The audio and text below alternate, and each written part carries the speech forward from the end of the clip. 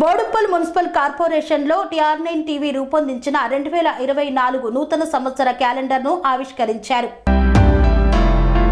మేడ్చల్ జిల్లా బోడుప్పల్ మున్సిపల్ కార్పొరేషన్లోని colonies welfare association federation working president Bollaram Mahesh ఈరోజు TR9 టీవీ రూపొందించినటువంటి 2024 సంవత్సర క్యాలెండర్ను తన చేతుల మీదుగా ఆవిష్కరించారు. ఈ సందర్భంగా వారు ఫెడరేషన్ కార్యాలయంలో ప్రెస్ మీట్ పెట్టి TR9 న్యూస్ టీవీ ఛానల్ గత కొద్ది రోజుల్లోనే ప్రభుత్వానికి ప్రజలకు వారధిగా నిలబడి ఎన్నో కార్యక్రమాలు నిర్వహిస్తుందన్నారు. ప్రజలు ఎదుర్కొనే సమస్యలు ప్రభుత్వానికి వెల్లడించి ప్రజలకు ఎంతో తోడ్పాటును అందిస్తున్నటువంటి TR9 ఛానల్ అతి త్వరలోనే శాటిలైట్ ఛానల్గా మారాలని, ఎల్లవేళలా మా సహకారం ఉంటుందని TR9 ఛానల్ యాజమాన్యానికి CMD రమేష్కి నా తరపున, ప్రజల తరపున, ఫెడరేషన్ తరపున శుభాకాంక్షలు తెలియజేస్తున్నానని పేర్కొన్నారు. మనిషికి మాటల వారధి నిర్మిస్తూ ప్రజాస్వామ్యాన్ని పరడీవిలో చేస్తున్న మరియు అదేవిధంగా పొద్దుగూకే నీడల్లోన శుద్ధులెన్నో చెప్తూ విషయాలన్నీ వివరిస్తూ ఎన్నో ఇంతింతాయి వటుడింతాయి అంటూ ఎదుగుతున్న TR9 న్యూస్ వారికి హార్దిక శుభాకాంక్షలు తెలియజేస్తున్నాం. అదేవిధంగా జర్నలిస్ట్ మిత్రులందరికీ కూడా హార్దిక శుభాకాంక్షలు తెలియజేస్తూ ఇంతింతాయి వటుడింతాయి అన్నట్టుగా పత్రికా మిత్రులందరూ ఎదగాలని మనస్ఫూర్తిగా కోరుకుంటున్నాం.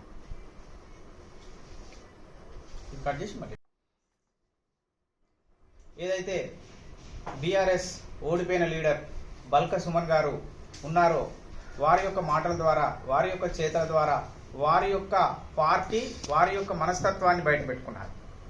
ఇన్ని రోజులు వారు సారు గారు నేర్పిన బాటని బహిరంగ సభలలో అందరికీ కూడా తెలియజెప్తూ వారి యొక్క స్థాయిని తెలుపుకుంటున్నారు.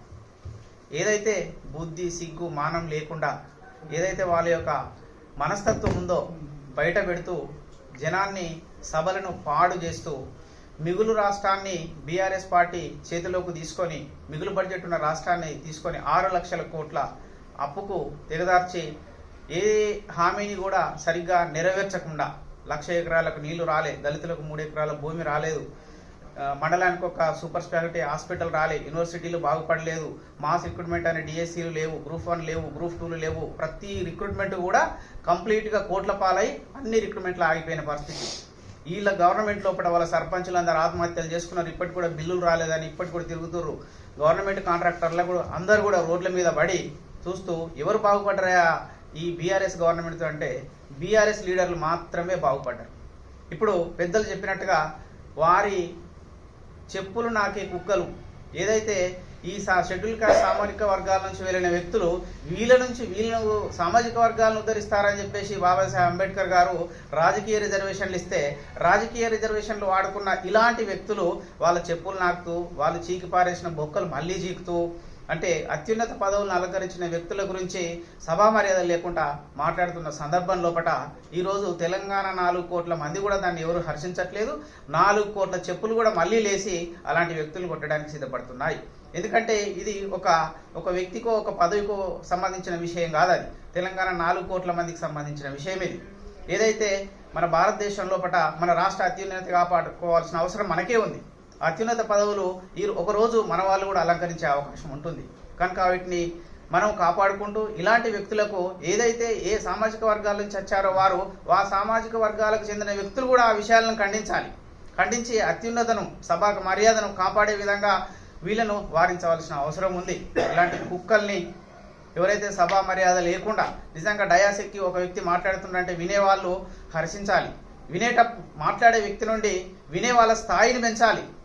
అంటే మనం ఈ విషయానికి వారు మాట్లాడిన బల్క సుమన్ గారు మాట్లాడిన విషయానికి ఏమైనా పొంతన కుదురుతుందా? నిజంగా ఎలాంటి ప్రొవకేషన్ అంటే ఏది వాయిలెన్స్కు దారితీసే విధంగా, అంటే వీళ్ళు ఏదో విధంగా అలజడి సృష్టించాలి. మీడియాలో ఉండడము, అత్యున్నత పదవులు అలంకరించిన వ్యక్తులను దిగజారిస్తే వీళ్ళు పైకి వెళ్దామని, అంటే ఇంత స్వామి భక్తు దొరల గడియల దగ్గర ప్రదర్శించుకుంటూ జనాన్ని పాడు చేస్తూ సభా మర్యాదను పాడు చేస్తున్న వ్యక్తిని, మరియు ఈ తెలంగాణ ఎవరైతే వ్యక్తులు తెలంగాణ బాగుకోరుకునే వ్యక్తుల చెప్పులన్నీ లేచి కూడా వాళ్ళ మొహాల మీద పడే అవకాశం ఉంది. ముందు ఇలాంటి వ్యక్తులకు బుద్ధి చెప్పకుంటే ఇంకా మరింత వ్యక్తులు కూడా తయారయ్యే అవకాశం ఉంటుంది. కనుక తెలంగాణ ప్రజానీకం అంతా ఈ విషయాన్ని ఖండిస్తూ, మరియు అదేవిధంగా ఇప్పుడు బల్క సుమన్ గారు పరారీలో ఉన్నాడు, మరి హైదరాబాద్లో ఉన్నాడా, నగరకల్లో ఉన్నాడా, మంచిర్యాలలో ఉన్నాడా అని తెలియని పరిస్థితి, తప్పించుకొని తిరుగుతున్నాడు. ఒక మాజీ ఎమ్మెల్యే అయ్యిండు కూడా అలాంటి దుస్థితి పట్టింది ప్రజాస్వామ్యం లోపల. దీన్ని పూర్తిగా ఖండిస్తూ ఫెడరేషన్ తరఫున ఈ కార్యక్రమాన్ని నిర్వహిస్తున్న పెద్దలందరికీ కూడా ధన్యవాదాలు తెలియజేస్తున్నాను.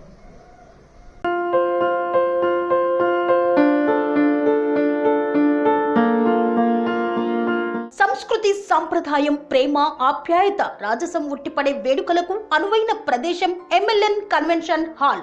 కని విని ఎరుగని రీతిలో జరిగే మీ ఇంటి కళ్యాణ వైభోగానికి అందమైన కళ్యాణ వేదిక MLN convention hall. MLN convention hall ప్రత్యేకతలు: సువిశాలమైన wedding hall, centralise AC banquet hall మరియు విశాలమైన డైనింగ్ హాల్, వధువరుల కోసం ప్రత్యేక ఏసీ మరియు నాన్ ఏసీ గదులు, నక్షత్రాల వెలుగులో పచ్చని పచ్చికపై పార్టీల కోసం అనువైన గార్డెన్. ఎంఎల్ఎన్ కన్వెన్షన్ లో సీసీటీవీ పర్యవేక్షణతో పూర్తి భద్రత. ఎక్స్పీరియన్స్ అండ్ ప్రొఫెషనల్ వర్కర్స్ గల అన్నపూర్ణ గ్రూప్ వారి సేవలు. 2000 వాహనాలు పార్కు చేసేందుకు సువిశాల పార్కింగ్ సౌకర్యం. మీ ఇంట జరిగే అన్ని శుభకార్యాలకు, పెళ్లి, reception, engagement, birthdays, get together, corporate events, ఏ ఇతర శుభకార్యాలకైనా అందమైన వేదిక ఎంఎల్ఎన్ కన్వెన్షన్ హాల్. బుకింగ్ కోసం సంప్రదించండి 7550438888 మరియు 7550428888. మా అడ్రస్ చీర్యాల లక్ష్మీ నరసింహస్వామి దేవాలయం ప్రక్కన, near outer ring road, Keesara junction, Cheeryal గ్రామం, మేడ్చల్ జిల్లా.